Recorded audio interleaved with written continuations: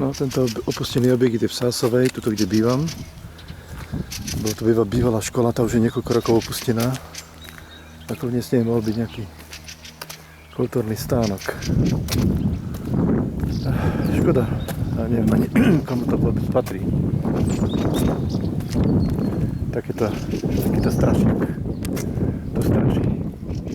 Kľudne by to mohlo byť ako galéria, kultúrny stánok, čokoľvek iné.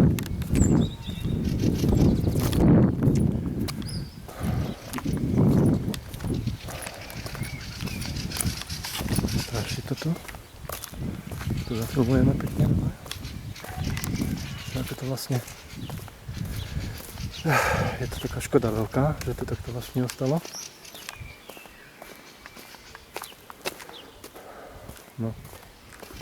Celkom veľká budova, keby sa vynovila okná, no musel by sa toho niekto ujať, no. Ktorý by bol ochotný trošku zdvihnúť kultúru v Sásovej, kde sa zišlo, no. Tak to vyzerá.